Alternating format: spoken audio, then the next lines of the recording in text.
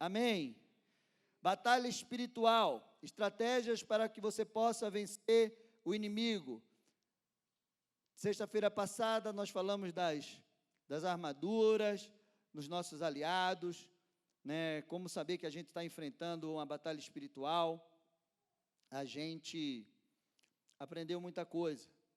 E, na verdade, muitos gostariam de não ter que batalhar, não ter que lutar. Mas isso aí é impossível para um homem, uma mulher de Deus, para um servo de Deus, para um filho de Deus. E a gente precisa realmente entender que existe uma luta, e sem luta não há vitória. Não é verdade? Não há conquista, não há crescimento. Sem vitória não há crescimento, não há reconhecimento, não há prêmio. Se você não ganhar, você não vai receber um prêmio. O Deus da tua vida não é reconhecido. E o mundo, ele só vai reconhecer esse Deus na tua vida se ele vê esse Deus agindo. Quando Deus tirou o povo do Egito, que Deus começou a fazer grandes maravilhas, eles começaram a conquistar e guerrear os reis, contra os reis, o povo tremia, quando sabia que o povo de Deus tinha tido uma vitória. Quando eles foram entrar em Jericó, disseram, o coração do povo está derretendo de medo, porque eles viram aquilo que Deus fez na vida de vocês. Quantos reis ele abateu. Então, hoje, eu quero falar alguns exemplos de batalhas e que você precisa entender que existe posicionamentos, estratégias, existe tipos de batalha espiritual, existe o campo, mas uma coisa que você precisa entender, o maior campo de batalha é a nossa mente. O maior campo de batalha do inimigo é a nossa mente. Para que você enfrente o inimigo, para que você enfrente as lutas do dia a dia, para que você enfrente, toda ação que vem contra a tua vida. A primeira coisa que precisa estar revestido na tua vida, que precisa estar realmente habilitado, que precisa estar santificado, que precisa estar preparado, é a tua mente. Se a tua mente não estiver preparada para enfrentar as dificuldades, as lutas, você não vai aguentar. E se o inimigo ganhar a batalha na tua mente, ele vai ganhar a tua vida. Então, o primeiro exemplo que nós vamos ver de batalha, Mateus capítulo 4, Jesus e o próprio Satanás. Está ali, Mateus capítulo 4, 1 e 2. A palavra de Deus diz que o Espírito do Senhor levou Jesus para o deserto, para que ele pudesse ser tentado. Então foi conduzido Jesus pelo Espírito ao deserto para ser tentado pelo diabo. Versículo 2.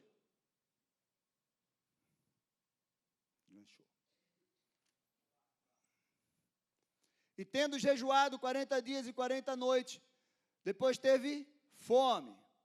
3. Acho que eu...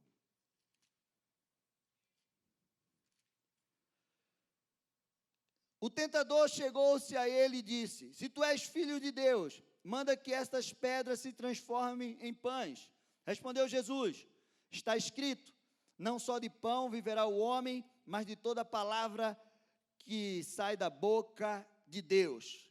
40 dias, Jesus jejuando e orando no deserto. E ali ele tem uma batalha, face a face com o diabo.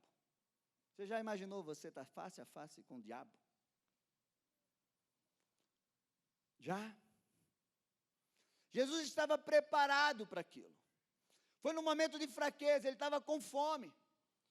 Eu quero te dizer algo que você precisa entender. Muitas vezes você acha que você não está pronto para guerrear e você se acha fraco. Mas se você estiver preparado, jejuando, orando, diante de qualquer perspectiva que você esteja passando, a palavra de Deus diz que quando nós somos fracos, aí é que nós somos fortes, porque o poder de Deus se aperfeiçoa na nossa fraqueza.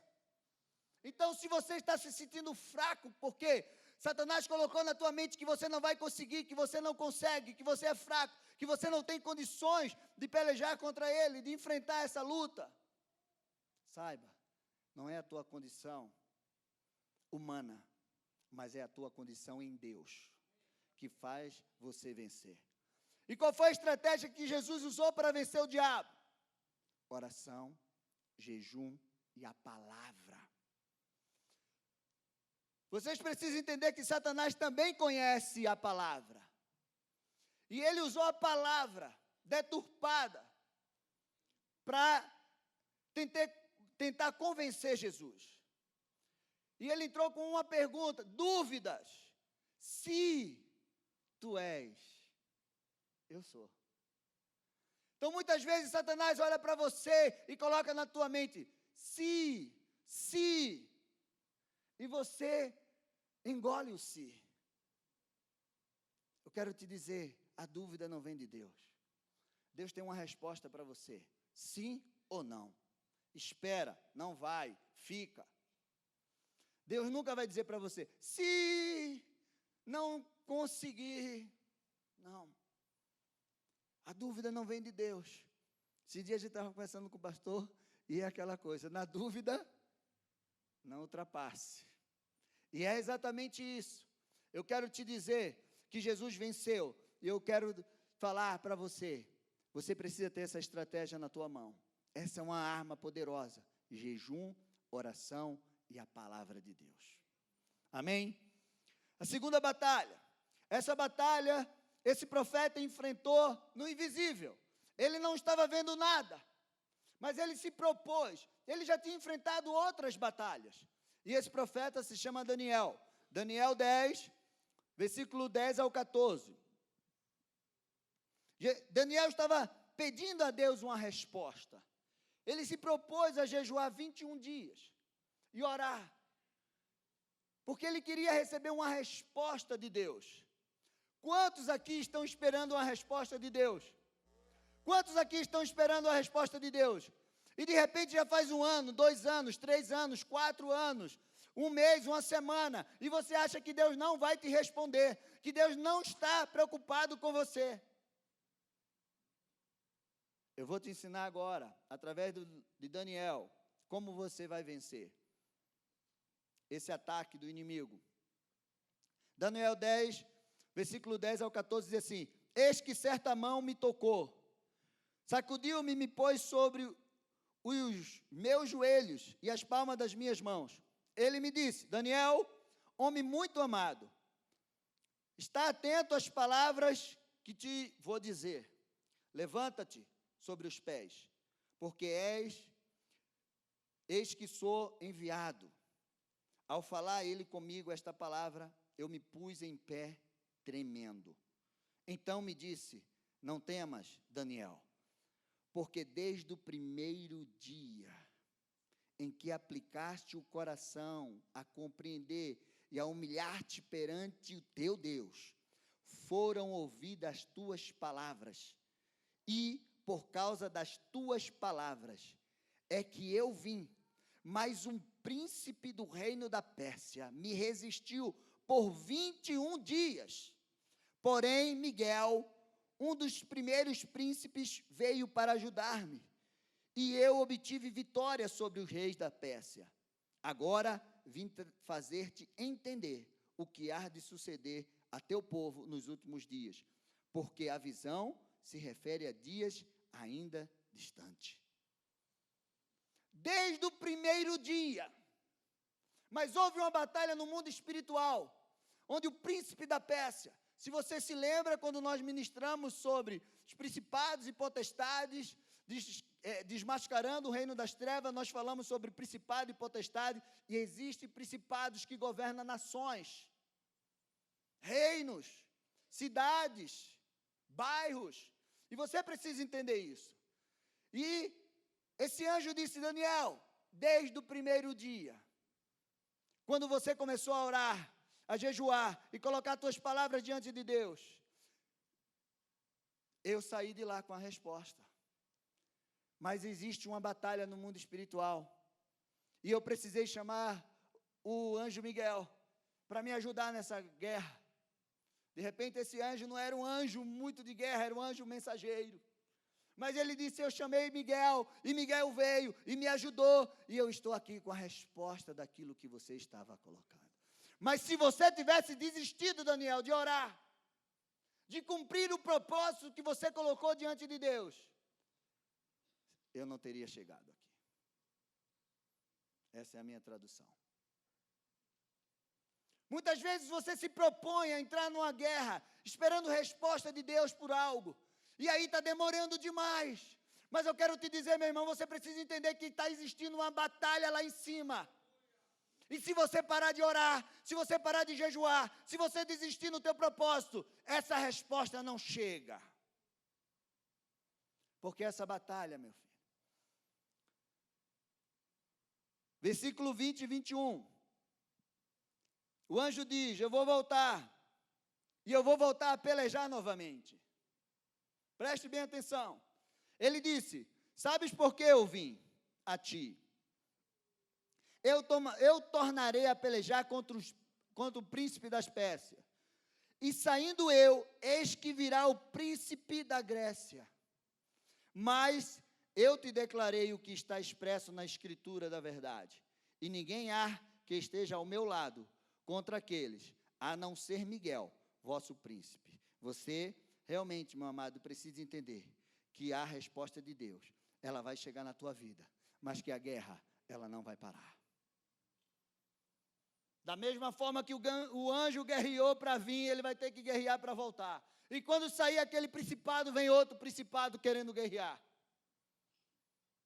Você está em constante batalha espiritual. E você precisa se preparar para isso. Vocês estão entendendo? Você não está vendo agora, eu não estou vendo agora. Mas existe uma batalha aqui em cima. E porque nós estamos aqui. Olha, meu amado, deixa eu te falar uma coisa, eu estava comentando isso. Sexta-feira que vem você não pode perder. Há um costume nessa terra, em toda a terra, que o ano só começa depois. Isso é verdade? Quando é que o ano começa? Se você pegar 2 Reis 13, quando Eliseu morreu, creio que no versículo 20 diz assim, bando de moabitas no começo do ano vinha e saqueava tudo. Igual com Gideão.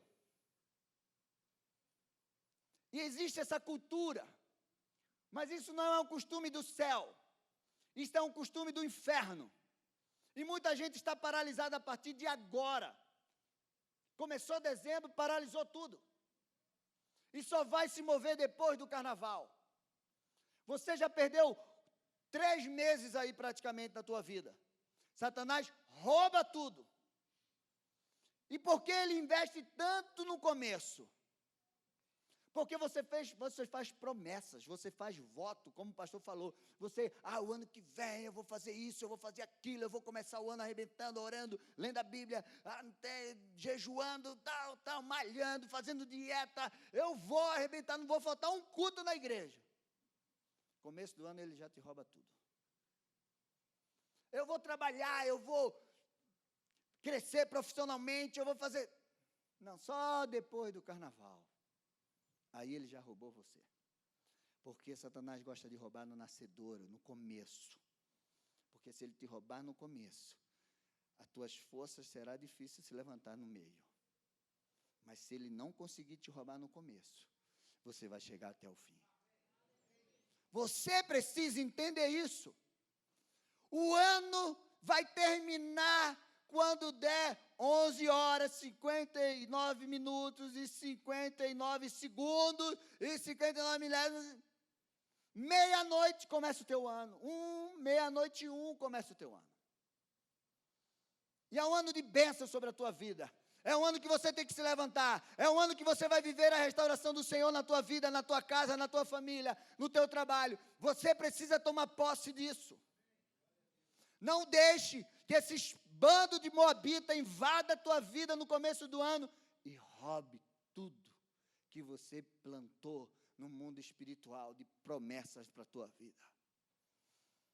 enfrentando um inimigo muito poderoso. Eu gosto muito disso aqui.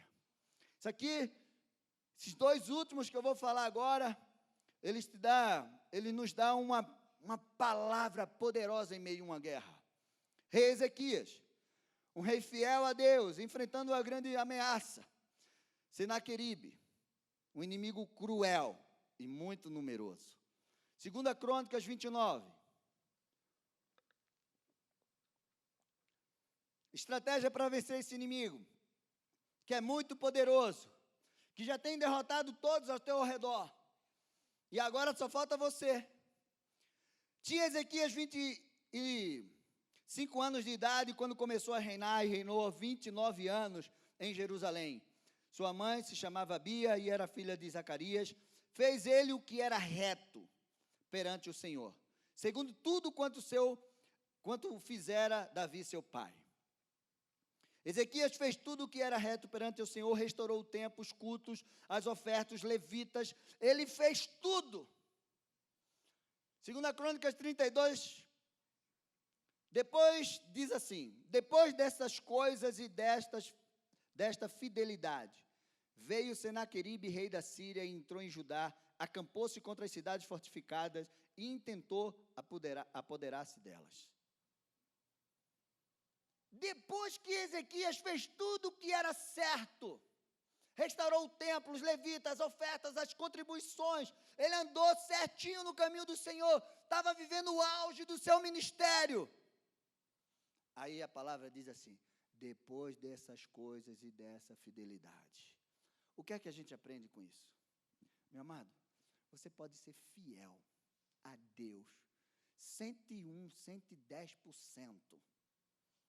A tua fidelidade não vai impedir do inimigo te ameaçar. Não vai. Aí você me pergunta: mas pastor, então o que adianta eu ser fiel? Eu falei que o inimigo te ameaçar, a tua fidelidade vai impedir que o inimigo te destrua. A tua fidelidade vai impedir que o inimigo toque em você. A tua fidelidade vai fazer com que Deus peleje a tua guerra. Então, meu amado, quando você for ameaçado e você estiver fazendo tudo certinho, nunca abra a tua boca: mas Deus, eu estou sendo fiel a ti. Não, você vai aprender o que Ezequias fez, e você vai fazer também. A estratégia de Ezequias vencer esse inimigo poderoso. Primeira coisa, 2 Crônicas 32, 3 e 4. Você precisa tapar toda fonte que possa alimentar o inimigo. Está ali? Teve conselho com os seus príncipes e os seus poderosos, para que se tapassem as fontes das águas que havia fora da cidade. E eles o ajudaram. Assim, muito povo se ajuntou e tapou todas as fontes, como também o ribeiro que corria pelo meio da terra, dizendo: por que viriam os reis da Assíria e achariam tantas águas? Meu amado, quando você é ameaçado pelo inimigo, você não pode deixar nada que alimente ele. Você precisa estar com todas as fontes que possam alimentar esse inimigo, se fortalecer para te destruir. Pecado, brecha, murmuração, raiva, falta de perdão, qualquer coisa que vai alimentar o inimigo, desânimo, preguiça, falta de orar, de jejuar, qualquer coisa que vai alimentar o inimigo, que vai fortalecer ele, você precisa cortar. Corte todas as fontes, fofoca, ira, confusão, tudo que o inimigo se alimenta, não pode estar na tua vida. Porque se ele encontrar algo que possa se fortalecer, ele vai te destruir. Corta todas as fontes que possam alimentar o inimigo. Amém? Vocês entenderam? Segundo lugar, levante os muros e as torres, pegue as armas e escudos. Verso 5. Ele cobrou ânimo, restaurou todo o muro quebrado e sobre ele ergueu torres. Levantou também outro muro por fora, fortificou a Milom, na cidade de Davi, e fez armas e escudos em abundância. Meu irmão, quando o inimigo te ameaçar, por mais poderoso que ele seja, não baixe a guarda. Se fortaleça mais ainda. Levante os muros, ore mais, jejue mais, tape as brechas, pega o escudo da fé. Você tem que se munir mais ainda. Amém? Você não pode, você tem que levantar uma torre de vigia. A palavra de Deus diz: vigiai e orai sem cessar. Como é essa vigília, pastor? É assim, ó. Quem já ferveu leite? Já ferveu leite? Tá lá, ó. Fulano, oi. Acabou. Leite é uma bênção. Você está lá, 20 minutos. Espera aí. Vigiar é assim, meu amado. Quando você for vigiar com Deus, contra o inimigo, lembre do leite. Não posso tirar o olho. Eu não posso baixar a guarda. Eu tenho que me fortificar mais e mais. Amém? Terceiro lugar, seja forte e corajoso. Não tenha medo. Saiba que com você está o braço forte do Senhor e com ele o braço da carne. Foi isso? Essa palavra é poderosa. Você precisa entender isso. Essa frase não pode faltar na tua mente num dia de guerra. Ela não pode. Versos 7 e 8. Sede fortes e corajosos, não tem mais. Nem vos assusteis por causa desse rei da Síria, nem por causa de toda a multidão que está com ele. Porque há conosco maior, porque há conosco maior do que está com ele. Com ele está o braço da carne, mas conosco o Senhor nosso Deus, para nos ajudar e para guerrear as nossas guerras. O povo cobrou ânimo com as palavras de Ezequias. Se anime, meu amado, tenha força, entenda que com você está o braço forte de Deus. E contra o braço forte de Deus, meu amado, ele conta o mar com um sopro de Deus, já era o inferno. Quarto lugar, apresenta o Senhor a ameaça do inimigo. Segunda Reis, agora, porque esse texto está nos dois, e eu peguei esse aqui do Segunda Reis, que é bem claro para que você entenda. Tendo Ezequias recebido a carta nas mãos dos mensageiros, leu-a. Então subiu à casa do Senhor. Você sabe que eu bato muito nessa tecla. Venha à casa do Senhor, venha à casa do Senhor, venha na igreja, venha congregar, venha aqui, traga as tuas dores, traga as tuas ameaças, traga aquilo que está atormentando a tua vida. No momento da guerra, venha aqui na frente guerrear. Traga! Estendeu-a perante o Senhor, pegou a carta. Já recebeu uma carta de ameaça? Eu já.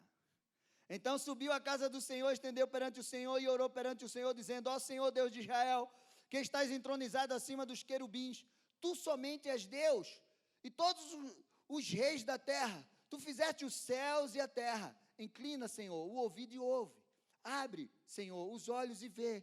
Ouve todas as palavras de Senaqueribe, as quais ele enviou para afrontar o Deus vivo. Verdade é, Senhor, que os reis da Síria assolaram todas as nações e as suas terras, e lançaram fogo nos deuses deles, porque deuses não eram, senão obra de mãos, de homens, madeira, pedra, e por isso os destruíram. Agora, pois, ó Senhor, nosso Deus, livra-nos das mãos, para que todos os reinos da terra saibam que o Senhor é Deus que tu és o Senhor nosso Deus. Você lembra do que eu falei no começo? Porque você não pode fugir de uma luta? Porque sem a luta você não tem vitória. E sem a vitória você não tem um reconhecimento. E as pessoas que estão todas ao teu redor precisam reconhecer que Deus é Deus na tua vida. E Ele só reconhece quando você passa pelas lutas e que você vence. Porque ninguém quer ir atrás de derrotado, mas todo mundo quer ir atrás de vitoriosos. E se tem uma coisa que nós somos mais do que vencedores. Você é mais do que vencedor. E foi isso que Ezequias fez, pegou aquela carta e levou. E sabe qual foi a resposta de Deus? 2 Reis 19, 32, 34. Pelo que, assim diz o Senhor acerca do rei da Síria, não entrará nesta cidade, não lançará nem flecha alguma, não virá perante ela com escudo, há de levantar tranqueiras contra ela, pelo caminho por onde vier, por esse voltará, mas nessa cidade não entrará, diz o Senhor, porque eu defenderei a esta cidade, para livrar, por amor de mim e por amor do meu servo Davi. Outra coisa que você precisa ter, memorial. Memorial. Ezequias era o 11º rei depois de Davi, e Deus ainda estava dizendo, por amor a Davi, eu vou livrar essa cidade. E eu quero te dizer como foi que Deus destruiu. Então, naquela mesma noite, versículo 35, 37, saiu um anjo do Senhor e feriu no arraial dos assírios 185.000. E quando se levantaram o restante pela manhã, eis que todos estes eram cadáveres. Retirou-se, pois, Senaqueribe, rei da Assíria, né? E se foi, voltou, ficou em Nínive. Sucedeu que, estando ele a adorar na casa de Nisroque, seu Deus, Adrimeleque, Sarezer, quase que era Elezer, mas não é Elezer não, é Sarezer. Rei, seus filhos o feriram a espada e fugiram para a terra de Ararate. E Azar-Adom, seu filho, reinou em seu lugar. Um anjo. Deus enviou um anjo e esse anjo destruiu, matou 185.000 homens. Eu quero perguntar uma coisa para você. Quantos problemas você tem? Você tem 185.000? Porque um anjo resolve. Se for 500.000, um anjo resolve. 1 milhão, um anjo só de Deus resolve. Não precisa você mandar uma legião de anjos, não. Quantos problemas você tem, meu amado? Você pode sair daqui com todos os seus problemas resolvidos. Se Deus mandar só um anjo. Vai ser um pequenininho, eu acho que não tem anjo pequenininho, né? Imagina. Isso aqui manda aquele ali. Não, os anjos são. Um anjo. Você precisa entender isso. Amém? Então, faça isso que Ezequias fez e você vai ter vitória contra teu inimigo. Em último lugar, aprenda com o rei Josafá. Essa história, ela revela um dos maiores segredos, na minha opinião, de Deus em meio a uma guerra. E se você aprender esse segredo, e no meio da tua guerra, você entender, e você clamar por isso, você vai ser vitorioso. 2 Crônicas 20, do 1 ao 3. Depois disso, entenda aqui novamente, Josafá fez tudo que era certinho ali. Restaurou os levitas. Os filhos de Moabe e os filhos de Amon, com alguns meunitas, vieram à peleja contra Josafá. Então vieram alguns e avisaram a Josafá, dizendo, grande multidão. Segundo os teólogos, podia ter quase 1 milhão de homens. 1 milhão. Vem contra ti além do mar da Síria. E eis que já estão em Azazon Tamar, que é em Gedim. Então Josafá teve medo e se pôs a buscar o Senhor e apregou um jejum. Meu amado, vamos ver algumas atitudes que trouxeram a grande vitória. Em primeiro lugar, ele buscou o Senhor. A palavra diz, ele buscou o Senhor e apregou um jejum. Você está entendendo que essa oração, jejum, buscar o Senhor não pode faltar na tua guerra? Jesus venceu assim, Ezequias venceu assim, Josafá venceu assim, e você tem que vencer assim. Segundo lugar, foi para a igreja. Mas eu gosto disso. Por isso que você não pode faltar um culto. enquanto as tuas guerras não forem todas resolvidas, e quando elas forem, você vem só celebrar. Verso 6, diz assim: pôs Josafá em pé na congregação de Judá e Jerusalém, na casa do Senhor, diante do pátio novo, e disse: ó Senhor, e ele começou a orar e dizer: Senhor, Tu és Deus poderoso no céu e na terra, Tu fizeste grandes coisas, o Senhor desbarata os exércitos, o Senhor... E Josafá começou a clamar ao Senhor, junto com o povo. E aí, a palavra de Deus diz lá no finalzinho desse texto, versículo 15, essa frase que eu quero que você não esqueça. Diz assim: não temais. Vou ler desse começo aqui. Então veio o Espírito do Senhor no meio da congregação sobre Jaiel, filho de Zacarias, filho de Benaía, filho de Jeiel, filho de Matanias, levita. Aqui tem um nome de sugestão de nome para você colocar nos seus filhos. Levita, filho de Asaf, e disse: dai ouvidos todo Judá, e vós, moradores de Jerusalém, e tu, rei Josafá, ao que diz o Senhor, não temais, nem vos assusteis, por causa desta grande multidão, pois a peleja não é vossa, mas é de Deus. Meu amado, quando você entende que você é filho de Deus, você está em obediência a Deus, andando em santidade com Deus, fazendo tudo o que é certo, quando vir uma guerra contra você, é Deus que vai pelejar por você. É Deus que vai pelejar por você.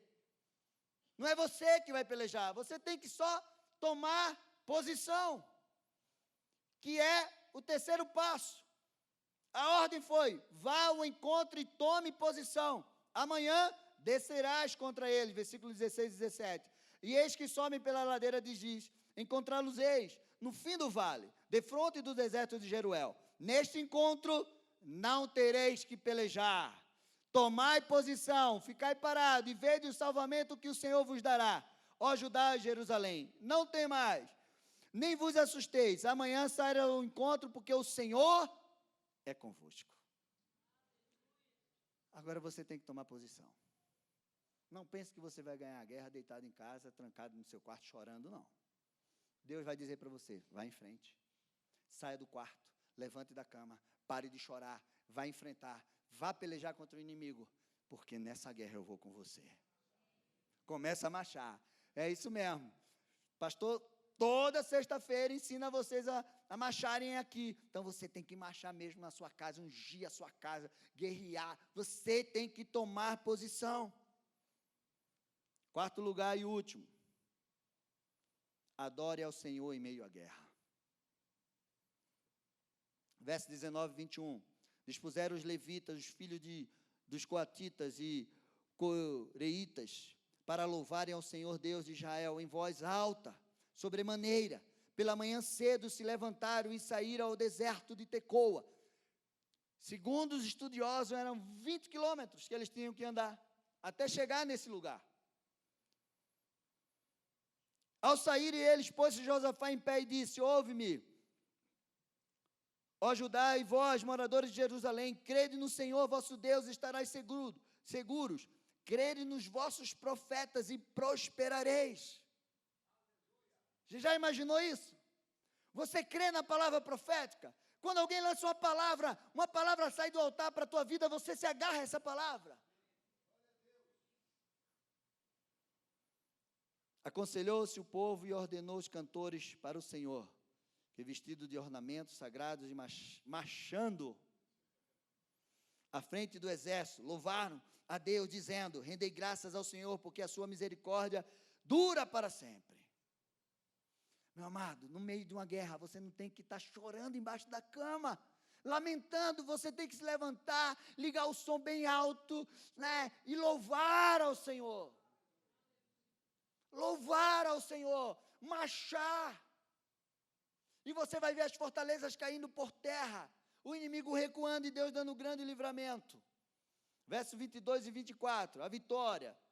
Tendo eles começado a cantar e dar louvores, pôs o Senhor emboscada contra os filhos de Amon e Moabe, e os do monte Seir, e vieram contra Judá, e foram desbaratados, porque os filhos de Amon e os filhos de Moabe se levantaram contra os moradores do monte Seir, para os destruir e exterminar. E tendo eles dado cabo de todos os moradores de Seir, ajuntaram uns aos outros, a destruir-se.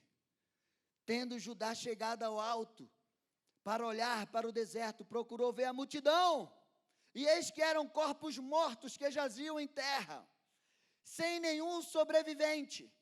Versículo 25 e 26. Vieram Josafá e o seu povo para saquear os despojos, e acharam entre os cadáveres riqueza em abundância, objetos preciosos. Tomaram para si mais do que podiam levar. 3 dias saquearam os despojos, porque era muito.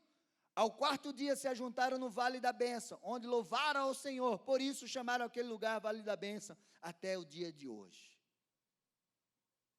Você entendeu? Porque você precisa guerrear e você precisa ir. Deus não vai deixar nem você pegar numa espada, meu amado, para ferir ninguém. Ele vai cuidar de tudo. E Ele ainda vai te dar um vale de bênção. Aquilo que você vê que está tudo morto, pode olhar embaixo, tem riquezas. Os teus sonhos que já morreram, que Satanás já matou no teu coração. Começa a futucar, porque lá embaixo tem bênção para você. As promessas que já morreram no teu coração, começa a correr atrás, porque lá embaixo elas estão vivas lá, porque Deus não volta com a sua palavra enquanto ela não se cumpre. O que Deus pode fazer por você, nenhum homem da terra pode fazer. O que Deus pode te levantar de uma forma grandiosa, nem ninguém pode fazer. O que Deus pode te dar, homem nenhum, nem ninguém pode te dar. Você precisa entender isso. Então eu quero que você fique de pé. Nós vamos orar. Você precisa, meu amado, orar, louvar, jejuar, vir na casa do Senhor, adorar Ele, se posicionar. E deixa que Deus vai pelejar as tuas guerras. Tome posicionamento. Ele não perde Eu costumo dizer que no exército de Deus, existem 2 tipos de soldado. Quais que vocês acham que são?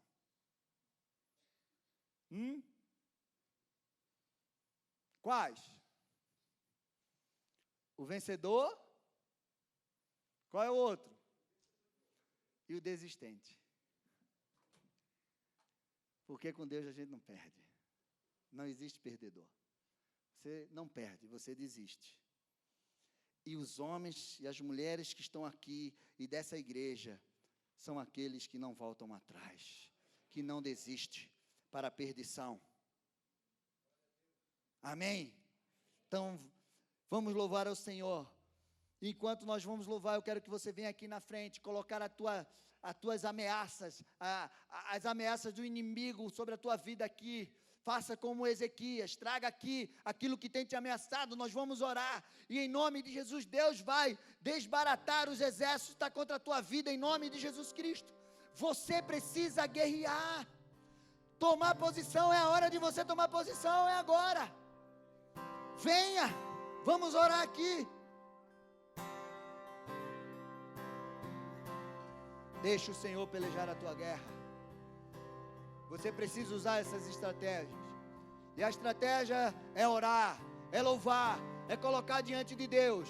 E Deus vai visitar em nome de Jesus. Qual é a guerra que você tem enfrentado hoje? Ah, pastor, não tenho enfrentado nada. Então vem aqui na frente para que Deus te revista, te prepare. Porque quando essa guerra surgir, você vai estar revestido. Você vai estar preparado.